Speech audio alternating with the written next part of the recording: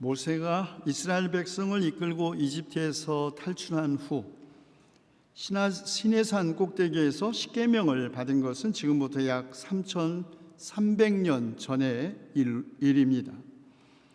이스라엘 백성이 이집트 땅에서 나온 뒤 셋째 달 초하룻날 시내 광야에 이른 바로 그날 하나님은 이스라엘 백성과 계약을 맺습니다.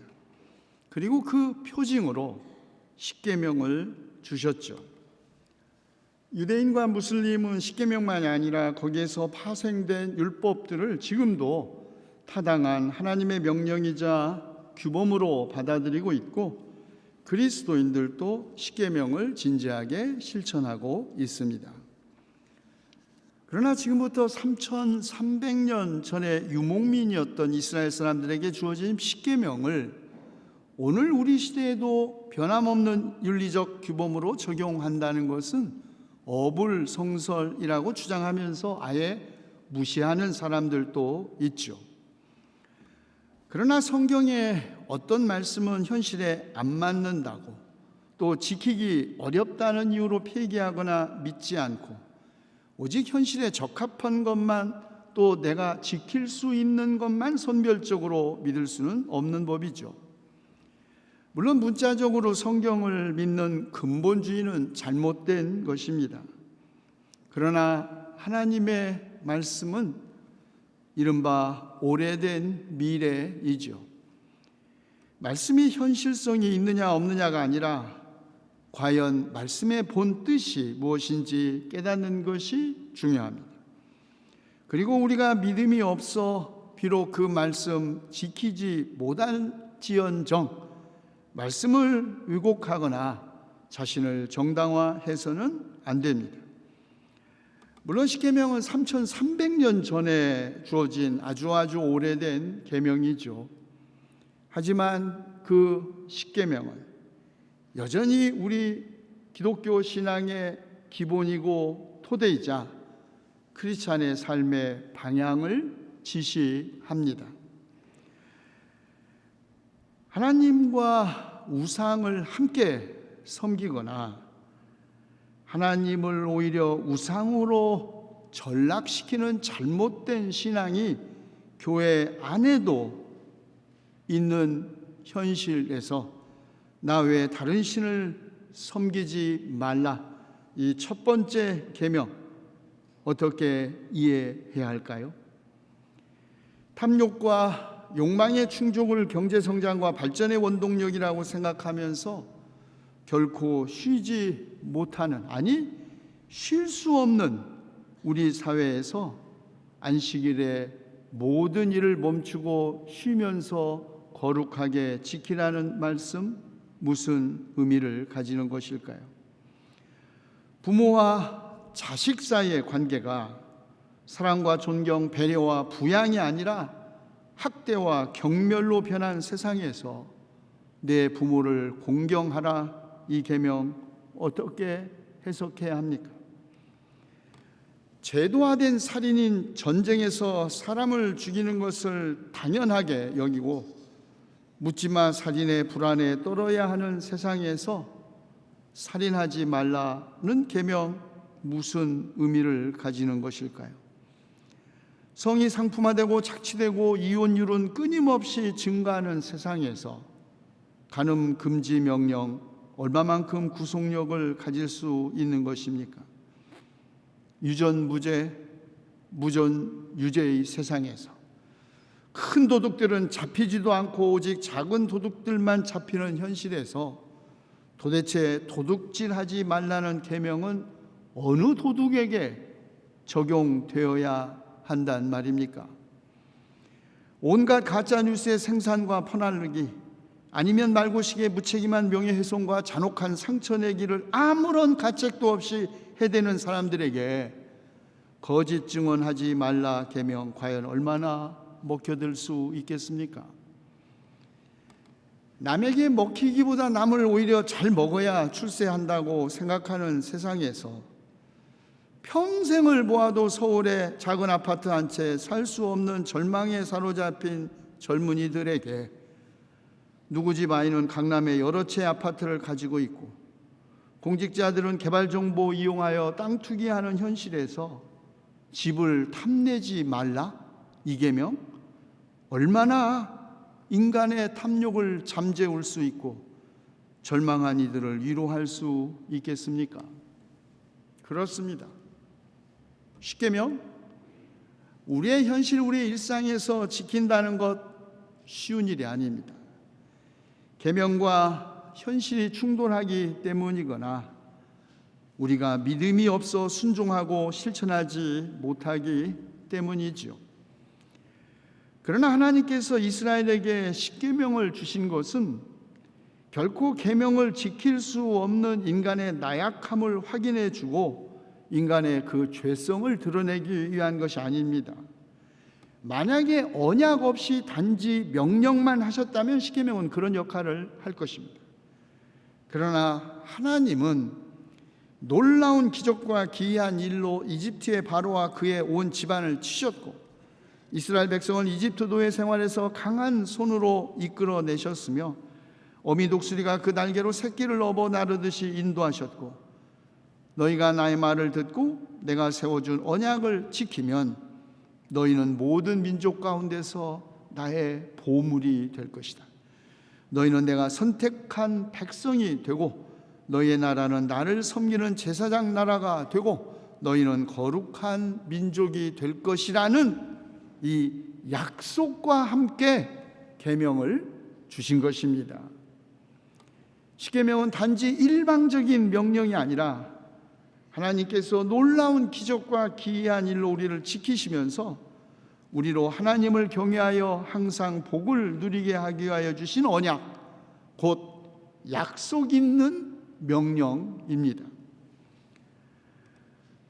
물론 계명이 자칫 율법주의로 전락하면 오히려 율법은 인간을 구원하고 해방하는 하나님의 약속이 아니라 인간의 삶을 옥죄고 인간의 삶을 파괴합니다. 그러므로 중요한 것은 하나님이 주시는 은혜를 힘입어 계명을 마음과 뜻과 정성을 다하여 성심껏 지키는 것이지 율법주의에 빠져서 자신의 삶은 물론 다른 사람의 삶을 파괴하는 것이 아닙니다. 모든 계명은 하나님께서 선택한 백성이 되라는 약속이 있는 초대이자 동시에 약속이 있는 과제입니다. 하나님은 자기가 세워준 언약을 지키는 백성에게는 그들을 주님의 보물, 거룩한 민족, 제사장 나라로 만드신다고 약속했습니다. 이 계명 지키지 않는 사람에게는 3, 4대까지 화가 미치지만 이 계명을 지키는 이들에게는 수천 대에 이르기까지 복을 내려 주신다고 말씀하셨습니다. 출애굽기가 제사장 나라라고 묘사할 때 그것은 이스라엘이라는 아주 작은 공동체가 전 세계를 위해 존재한다는 뜻입니다. 말하자면 아주 지극히 작은 공동체인 이스라엘이 중재자로 나서서 자신을 희생하여 조정자 역할을 하고 나아가 계명들을 준수할 때 하나님을 알지 못하고 섬기지도 않는 여러 민족들에게 하나님이 행하신 일들이 선포된다는 것입니다. 우리를 주님의 보물이라고 표현한 것은 우리의 지극히 보잘것없는 삶이 세상을 향한 하나님의 그 위대한 계획 안에 감추어져 있다는 의미입니다. 죄인인 우리가 하나님의 위대하신 목적을 위해 부름받았으니 이 어찌 놀라운 일이 아니겠습니까? 이것이 십계명만이 아니라 주님의 계명이 우리에게 주어진 이유입니다. 십계명은 단지 우리 자신에게는 소심하고 다른 사람에게는 엄격한 도덕적 인간이 되라고 주어진 것이 아닙니다. 율법의 근본 정신과 율법주의는 구별되어야 하죠. 십계명에 나타난 율법의 근본 정신, 그것은 탐욕으로부터의 자유이고 그 자유는 오직 하나님 한 분만을 섬기고 우상을 섬기지 않는 데서 누릴 수 있습니다. 그리고 해방하시는 주님의 은혜와 자유 안에서 기쁨으로 계명을 지키는 신앙 공동체를 주님은 지금도 자신의 보물로, 주님이 선택한 백성으로, 거룩한 민족 제사장 나라로 만드실 것입니다. 십자가 처형은 로마 제국에 저항하여 반란을 일으킨 정치범들에게 행해진 사형 제도입니다. 아주 천천히, 아주 고통스럽게 죽음을 맞게 하는 로마 제국의 고문 방식이었습니다. 또한 일종의 과시 효과를 노린 처형 방식으로서 로마 제국에 대항하는 모든 잠재적 저항자들에 대한 일종의 경고였지요. 그것은 국가에 의한 테러 행위이자 공포 정치의 수단이었습니다.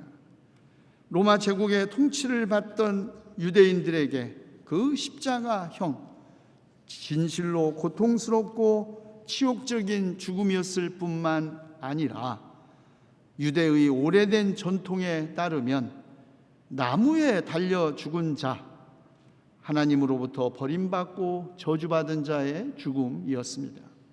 그러니 그리스도께서 구세주가 나무 십자가에 달려서 돌아가셨다고 전하는 바울의 선포는 영적인 지혜를 통해 구원에 이른다고 생각한 그리스인에게는 참으로 어리석고 무능한 말씀이었고, 신에게서 오직 기적을 구한 유대 사람들에게는 거리낌, 스캔들이었음이 분명합니다.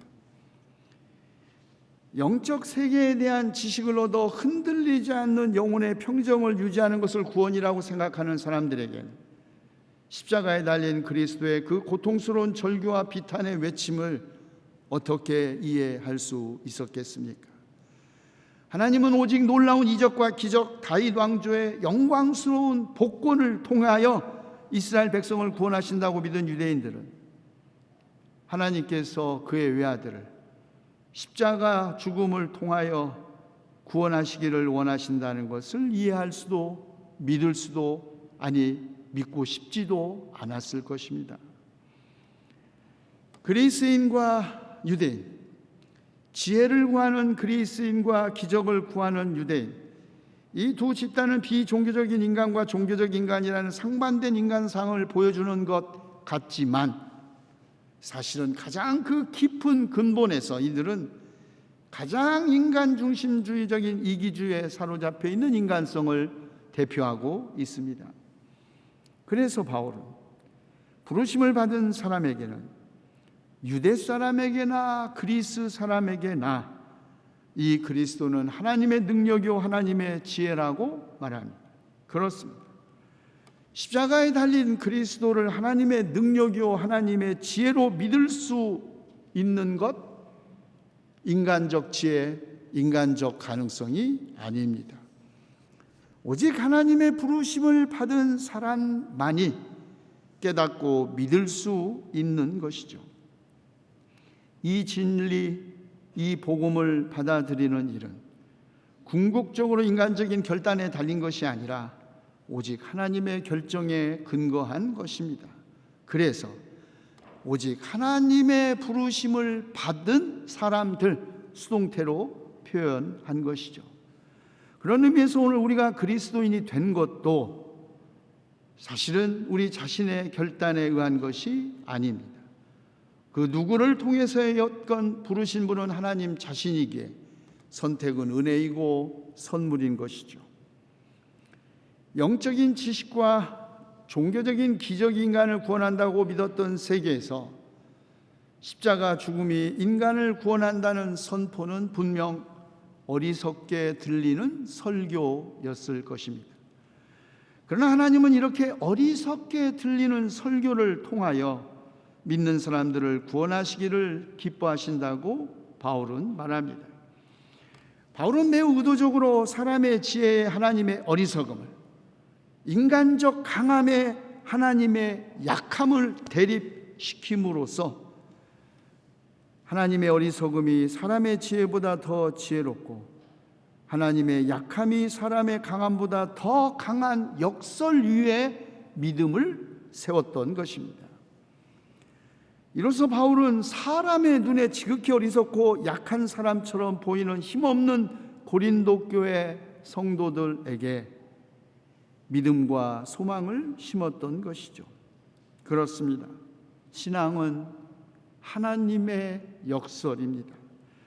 세상의 내에 대하여 하나님은 아니라고 하시고 하나님의 내에 대하여 세상은 아니요 라고 말하기 때문입니다. 하나님을 기적에서 찾았던 유대인들, 성전들에서 장사하는 사람들과 환전상들을 내쫓으시고 예루살렘 성전을 헐고 사흘 만에 세우시겠다는 예수님의 말씀에 놀랐을 것입니다. 이미 이 직전에 가나의 혼인잔치 자리에서 물로 포도주를 만드는 이적을 행하신 예수님에 대하여 들어 알았던 유대 사람들은 예수님의 이 말씀 반신반의했을 것입니다. 그리고 예수님께 기적을 요구합니다. 만약에 당신이 구약 성서의 예언을 성취하는 그리스도라면 기적을 보여달라는 것이죠. 그러자 예수님, 이 성전을 허물어라. 그러면 내가 사흘 만에 다시 세우겠다고 말씀하십니다. 놀란 유대인들, 이 성전을 짓는데 46년이나 걸렸는데 이것을 사흘 만에 세우겠다고? 아무리 물로 포도주를 만드는 이적을 행한 예수이지만 이 거대하고 웅장한 모든 유대교와 유대신앙의 중심인 이 중심 위에 세워진 거대한 유대교 체제, 이 성전을 헐고 사흘 만에 세운다는 것 믿을 수 없다는 표정이죠.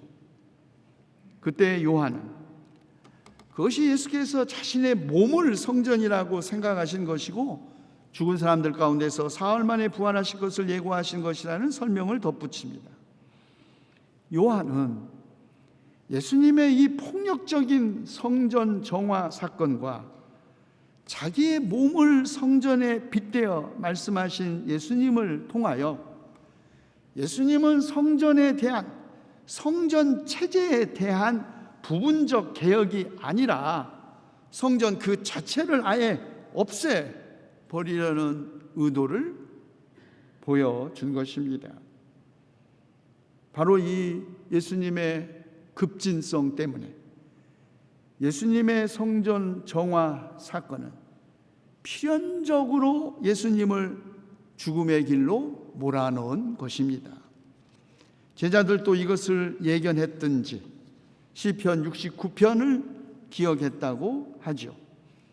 주님의 집에 쏟은 내 열정이 내 안에서 불처럼 타고 있습니다. 그러나 주님을 모욕하는 자들의 모욕이 나에게로 쏟아집니다. 아버지의 집을 장사하는 집으로 만들고 만민이 기도하는 집을 강도들의 소굴로 만든 유대인들에 대한 분노, 주님의 집을 생각하는 열정이 마침내 예수님을 십자가 죽음으로 몰아간 것입니다.